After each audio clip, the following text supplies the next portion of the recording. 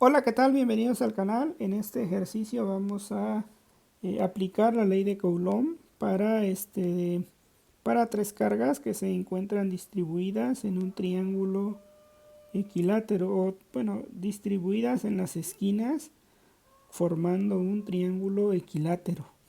Y bueno, pues no olvidemos que la ley de Coulomb es el producto, bueno, la fuerza, ya sea de atracción o de repulsión, es un producto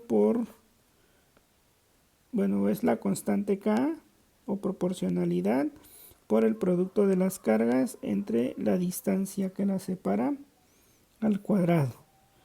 Bueno, pues para ello tenemos que ubicarnos muy bien. Esta sería la magnitud de la fuerza. Entonces nos comentan que tenemos tres cargas puntuales, como está distribuida aquí en la imagen. Aquí sería 8 microcoulomb positiva. La otra carga Q2 es menos 4 microcoulomb y la carga Q3 es 2 microcoulomb positivo. Nos dicen que L es 80 milímetros o serían 8 centímetros aproximadamente, y nos pide cuáles son la magnitud y la dirección de la fuerza resultante sobre la carga de 8 microcoulomb. Pues bueno, para ello pues tenemos que tener claro en primer lugar cómo está este enfoque, ¿verdad? Entonces nos vamos a ubicar en el centro de esta carga y aquí vamos a hacer un diagrama de cuerpo libre, ¿sí? Primero, muy importante, el diagrama de cuerpo libre, que representa pues todas las fuerzas que actúan en esa situación, en este caso sobre la carga Q1. Y nos tenemos que preguntar, ¿qué siente la carga Q1 de la carga Q3? Pues al ser del mismo signo, estarías de acuerdo que siente que la repelen, ¿verdad? Entonces aquí tendríamos una fuerza. Y ahora, ¿qué siente Q1 de parte de Q2? Como son de signo negativo, estarás de acuerdo que siente que alguien la jala, ¿verdad? Entonces aquí sería la otra fuerza. Este es el eje X, el eje Y. Y bueno, pues entonces, si estás de acuerdo, aquí le vamos a llamar fuerza 2,1 porque va o es va al punto 2 partiendo del punto 1. Fuerza 2,1 significa fuerza de atracción entre la carga 2 con la carga 1. Y esta fuerza le vamos a llamar entonces F13. Perdón, 3,1. ¿Sí? Que significa que va sería 1,3. Sí, sería 1,3. No importa la nomenclatura que le pongas, pero se entiende, ¿no? Que es 1,3 que va hacia la carga 1 a partir de la 3 y aquí va hacia la carga 2 a partir de la 1. Y bueno, pues esas serían las dos fuerzas. Y únicamente hay que calcular la fuerza resultante. Entonces el ejercicio no está tan complicado. Lo importante es entender esta parte. Ahora aquí a nivel preparatoria, pues simplemente trabajamos con componentes. A nivel vectorial, cuando lo lleves en el Politécnico, en la universidad que estudies, pues esta fuerza se descompone en componentes I, J, K si fuera necesario, y se trabaja con suma vectoriales, pero aquí únicamente vamos a trabajarlo como magnitud. Entonces aquí tenemos que la magnitud F21 pues sería K por Q2, Q1 entre la distancia. ¿Qué distancia hay entre K2 y Q1? Pues sigue siendo L, porque es un triángulo equilátero, ¿verdad? Entonces aquí podemos calcular 9 por 10 a la 9 newton metro cuadrado, coulomb cuadrado. Q2 es 4 microcoulomb. Nada más tenemos que utilizar de la nomenclatura 8 por 10 a la menos 6. Solamente la carga, no con el signo. Ya con el signo nosotros sabemos que si es de repulsión o es de atracción. Y aquí sería 80 por 10 a la menos 3 metros. ¿Por qué? Porque un metro tiene 1000 milímetros al cuadrado. Entonces F21 como magnitud, ¿cuánto sería? Pues sería 9x a la 9 por 4x a la menos 6, 8 a la menos 6, entre de 80 a la menos 3 al cuadrado. O sea, 80 entre de 1000 milímetros. Y aquí nos queda 45 newtons. Es decir, que la magnitud de F1 es 45 newtons. ¿Sí? Y ahora vamos a calcular pues F13. ¿Cómo lo calcularíamos? Pues F13, la magnitud sería K por Q1 por Q3 entre D, la distancia al cuadrado. Y aquí sería 9 por 10 a la 9 newton metros cuadrados sobre Coulomb cuadrado. Q1 es 8 por 10 a la menos 6 Coulomb. Q2, 2 por 10 a la menos 6 Coulomb.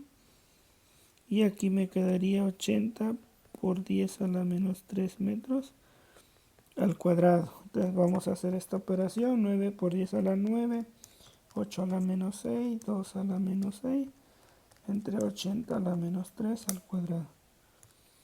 22.5 newton. Entonces esto es 22.5 newtons. Y bueno, pues ya lo único que tenemos que hacer aquí es la cuestión vectorial, ¿verdad? Sumar esas fuerzas y calcular cuál es la magnitud equivalente. Lo muy importante fue entender esto, dónde vamos a hacer el diagrama de cuerpo libre y cómo o qué sentido tiene esa fuerza. Ahora vamos a hacer lo siguiente. ¿Conocemos el ángulo que forma un triángulo equilátero? Sí, ¿no? 60-60. Si hacemos esto, pues fíjate que este ángulo que está aquí también es 60. Entonces ese ángulo aquí es 60 grados. ¿De acuerdo? Y bueno, pues ahora sí vamos a sumar la fuerza. Serían las componentes. Entonces, sumatoria de fuerzas en X se debe ser igual a 0. Sería entonces F21 coseno de 0 grados, ¿no? Eso sería la componente. Luego sería una componente negativa menos F13, coseno de 60. ¿Por qué negativo? Porque aquí la componente, esta fuerza tiene una componente negativa en X y negativa en Y, ¿sí? Y en el otro lado únicamente la fuerza va en el sentido de X positivo, no tiene componente en Y. Ahora sumatoria de fuerzas en Y debe ser igual a 0. Pues bueno, entonces aquí tenemos esa sumatoria de fuerzas que de alguna manera pues vamos a sumarlas todas las componentes. Aquí sería F21 seno de 0 grados y F13 seno de 60. ¿Sí? Serían todas las fuerzas, ¿de acuerdo? Hay que calcularlas entonces. ¿Cuánto sería esto? Pues sería F21, que es 45 newtons, coseno de 0, menos 22.5 newtons, coseno de 60. Y de este lado, pues sería F21, 22.5 newtons, seno de 0 grados, menos 22.5 newtons, seno de 60 grados. ¿De acuerdo? Y bueno, pues entonces ya tenemos estos datos. F21 es 45. Entonces aquí me quedaría, ¿cuánto es esa operación? 45 por coseno de 0 grados, pues es 45, menos 22.5 coseno de 60. Nos queda 33.75 newtons. Y aquí pues esta suma, ¿cuánto nos queda? 22.5 seno de 0 menos 22.5 seno de 60. Nos queda menos 19.48. Es decir, que la fuerza resultante va a ser la raíz cuadrada y vamos a saber por qué. Porque toda esa fuerza que tenemos ahí de las dos las podemos representar en dos cosas. En una fuerza que se llama F de X, 33.75 newtons. Y en una fuerza negativa que es 19.48 newtons. Esto se llama sumatoria de fuerzas en Y. ¿Y cuál sería la fuerza resultante? Pues tendría que ser una fuerza resultante. Esta sería sumatoria de fuerzas en X como magnitud, y aquí sería sumatoria de fuerzas en Y como magnitud. Entonces, si puedes ver, se forma un triángulo rectángulo, por ello aquí sería sumatoria de fuerzas en X al cuadrado más sumatoria de fuerzas en Y al cuadrado. Entonces aquí tenemos, sería 33.75 newtons al cuadrado, 19.48 newtons al cuadrado. ¿Por qué lo ponemos aquí? Porque aquí es el signo negativo para Y, positivo para X. Entonces, ¿cuánto sería la fuerza resultante? ¿Cuál es el valor? Pues sería 33.75 al cuadrado más menos 19.48 al cuadrado. Sacamos raíz de esa suma, 38.96 newton. Entonces, ya redondeado, 39 newtons. Ahora vamos a calcular el ángulo que forman estas fuerzas.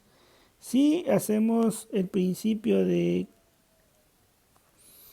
que se puede trasladar de manera paralela el eje de un vector, pues sería aquí, se forma un triángulo rectángulo cuyo valor es teta y la tangente de teta sería igual a sumatoria de fuerza en Y entre D sumatoria de fuerzas en X.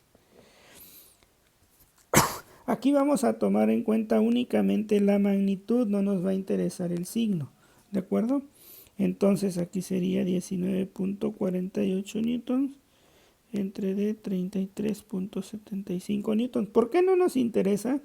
Porque el valor de ángulo que nos dé, pues sabemos nosotros que es aquí, equivale a ese valor. Si colocamos los signos nos va a dar un valor negativo, nos puede dar menos 30 grados, pues significa que está medido en sentido inverso a las manecillas del reloj.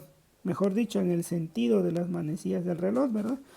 Pero pues bueno, yo opino que mejor únicamente tomemos el signo positivo, o sea, la pura magnitud sin importar el signo, entre 33.75 nos da 0.57, entonces el ángulo es tangente inversa de esto y 33.75 newton. Entonces le damos tangente inversa y nos da 29.99, casi 30 grados. ¿Qué quiere decir? Que este ángulo vale 30 grados. Entonces, si lo hubiéramos hecho con el signo negativo, nos hubiera quedado menos 30 grados, es decir, que está medido en dirección de las manecillas del reloj. Y si no, pues tú sabes que son 30 grados tal cual. Ahora, otra opción sería reportar el valor en el sentido que se mide un ángulo, que es contrario a las manecillas del reloj. Entonces, ¿cuánto sería? Pues el ángulo tendría que ser 360 menos 30, ¿no? Sería 330 grados, lo cual se mide desde aquí con tu transportador, 330 grados, y esa es la dirección de la fuerza resultante. O también menos 30 grados, que sería esta parte. O 30 grados, pero tú lo dibujas y ahí ya queda. Entonces, como tú lo quieras poner, sabemos que la magnitud es 39 newtons, el ángulo es 30 grados, medidos así, o si lo quieres ver 330 grados, pues ya sabes cómo se mide, o simplemente menos 30 grados, como tú lo quieras poner. Aquí la respuesta es así, 39 newtons, 330 grados. Pero lo dejo a tu criterio, cómo quieres finalmente expresar el ángulo. Pues bueno, con ello terminamos. Como puedes notar, no son procesos difíciles. No obstante, el análisis sí tiene que ser muy cuidadoso para construir el diagrama de cuerpo libre. Una vez teniendo el diagrama de cuerpo libre, pues ya tuviste que llevar un curso de suma de fuerzas vectoriales para encontrar la fuerza resultante de un sistema de fuerzas. Pues bueno, con ello terminamos este ejercicio. Si te gustó, por favor, regálame un comentario y pues nos vemos en un siguiente video. Saludos.